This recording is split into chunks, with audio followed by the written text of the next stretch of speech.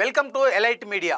సైఫ్ అలీ ఖాన్ నటుడు అందరికీ తెలుసు. బాలీవుడ్లో తను హీరోగా ప్రేక్షకుల మన్ననలు పొందాడు. తాజాగా తెలుగు చిత్రాల్లో విలన్గా నటించిన ఆయన తెలుగు ప్రజలకు కూడా దగ్గరయ్యారు.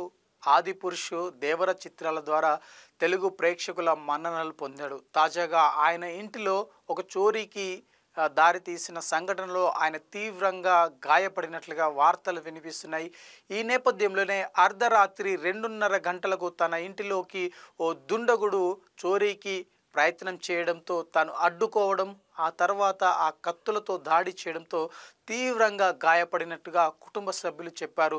ఇదే విషయంలో మరి కుటుంబ సభ్యులు వెంటనే తనను తీవ్రంగా గాయపడిన సైఫ్ అలీని లీలావతి హాస్పిటల్కు తరలించి వైద్య చికిత్సలు అందిస్తున్నారు. ఈ సంఘటనలో సైఫ్ అలీ ఖాన్కు 6 ప్రాంతాల్లో కత్తుల దాడి జరగడం, 2 ప్రాంతాలు తీవ్రంగా లోతైన గాయాలైనట్లుగా వైద్యులు గుర్తించారు. ఈ నేపథ్యంలో తనకు వైద్య సేవలు అందించి తన ఆరోగ్య విషయాన్ని వైద్యులు వివరించే అవకాశం కనిపిస్తుంది.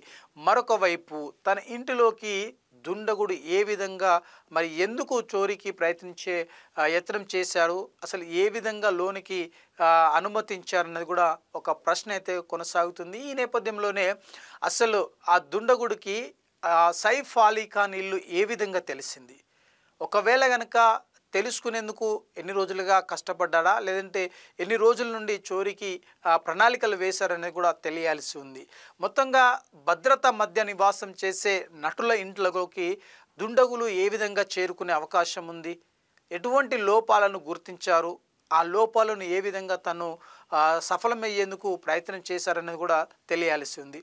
ఒకవేళ కనుక ఈ కుట్ర వెనుక, అంటే ఈ దాడి వెనకాల ఏదైనా కుట్ర దాగి ఉందన్న అనుమానం కూడా వస్తుంది. ఎందుకు తను భార్యాభర్తలు, ఇప్పుడు సైఫ్ అలీ ఖాన్ కావచ్చు, కరీనా కపూర్ కావచ్చు, ఇరువురు కూడా ఫేమస్ నటులు. వారు భద్రతా మధ్య వారు నివాసం చేసేందుకు అవకాశం ఉంది. అంతేకాకుండా ఏ ఒక్కరు కూడా లోనికి వెళ్ళాలంటే అనుమతి తీసుకొని మాత్రమే లోనికి వెళ్ళాల్సి ఉంటుంది.